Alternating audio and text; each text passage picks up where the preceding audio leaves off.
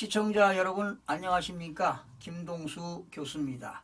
이 시간에는요, 월간 주변인의 길 2000년 6월호입니다. 그 당시 부산대학교 박재윤 총장님이 기고하신 글을 여러분들에게 소개해 드리겠습니다. 참고로 22년 전 글이라 시대 환경에 뒤떨어진 내용이 있을 수 있어 논평과 교훈 예화를 곁들이면서 방송을 진행하도록 하겠습니다. 끝까지 시청하셔서 좌절과 실패에 대비하시길 바랍니다. 글 제목은 최선을 다하는 삶과 감사하는 마음입니다. 언제 어디서 무슨 일을 하든지 최선을 다하는 것이 내 삶의 원칙이다. 이 원칙은 나 자신에게 주어진 모든 일에 철저하게 적용된다. 그 일이 국가적으로 매우 중요한 일이든 혹은 온전히 나 자신에게 관계되는 개인적인 일이든 언제나 이런 내 삶의 철칙을 지키기 위해 스스로에게 가혹할이 많지 엄격하다.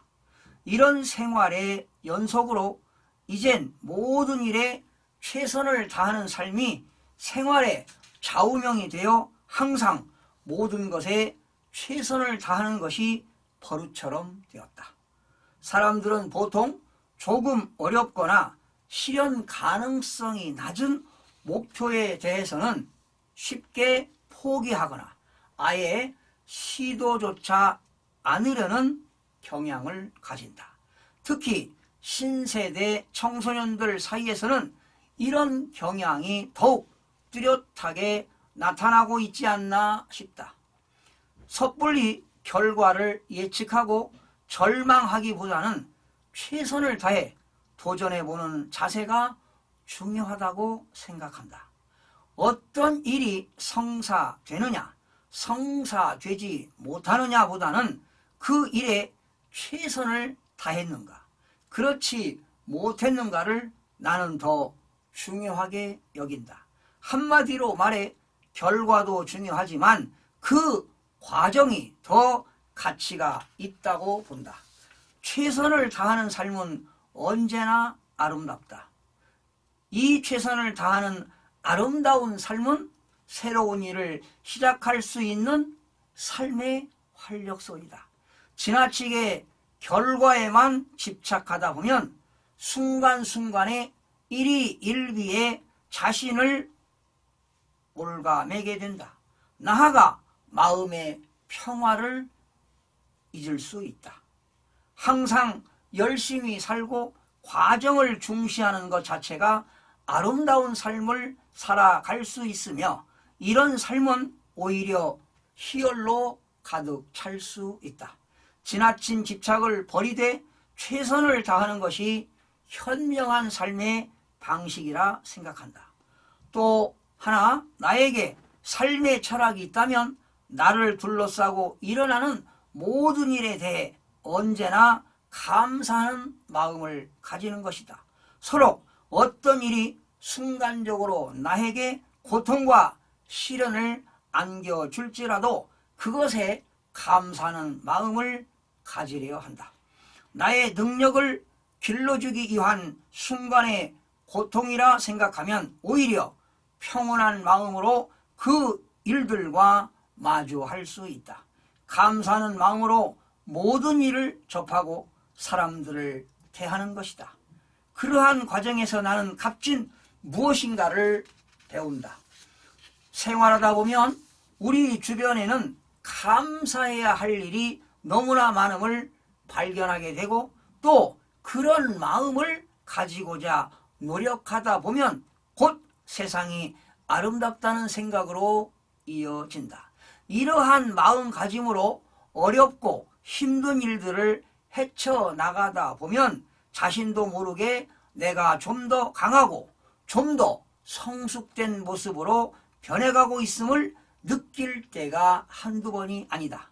내가 공직에서 국가적 대사를 다뤘을 때나 대학 교수로서 제자를 가르치고 학문할 때 한 집안의 가장으로서 돌아가 있는 순간뿐만 아니라 한 자연인으로서 개인적인 생활을 해나갈 때 등 어느 경우나 마찬가지다.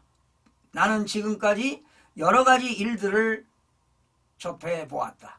비교적 다양한 경험을 하며 숱한 어려움을 겪어보았다. 그때마다 항상 내 앞에 닥쳐온 어려운 상황에 대해 원망하지 않았다. 단지 어떻게 하면 최선을 다해 그 일을 할 수 있는가를 고민하며 뛰었을 뿐이다. 지금 몸담고 있는 부산대학교에서 수행 중인 총장의 역할도 역시 이러한 자세로 일하고 있다. 항상 주어진 일에 최선을 다하고 감사하는 마음으로 매진하고 있는 것이다. 여러분, 어떤 실패와 좌절로 마음이 아파서 정신적으로 고통을 당하고 계시는 분이 있습니까? 교훈이 되는 예화를 여러분들에게 소개하겠습니다. 이탈리아의 유명한 성악가 안드레아 보첼리를 아십니까? 그는 어릴 때부터 운동도 좋아하고 노래도 잘 불렀습니다. 그런데 10대 초반 동네에서 친구들과 축구를 하다가 그만 눈을 다쳐서 더 이상 볼 수 없게 되었습니다. 하루아침에 시력을 잃어버린 아이는 눈물로 시간을 보냈고 가족들은 모두가 깊은 슬픔과 절망에 빠졌습니다. 이대로는 안 되겠다. 기운을 차린 것은 바로 아버지였습니다. 그는 시리에 빠진 아이에게 이렇게 말했습니다. 눈이 보이지 않으니 힘을 기르자. 아이는 무슨 말인지 알아들을 수 없었지만 아버지의 제의를 받아 들어야 한다고 생각했습니다. 그는 훗날 이렇게 말했습니다. 두려움과 절망의 눈물을 흘리는데 필요한 시간은 1시간이었습니다. 새로운 상황에 적응하는 데는 일주일이 필요했습니다. 슬픔을 빨리 극복할수록 새로운 도전을 받아들이는 힘이 더 강해집니다. 힘을 기르자. 아버지의 권유로 그는 이탈리아 피사 대학에서 법학을 공부했습니다.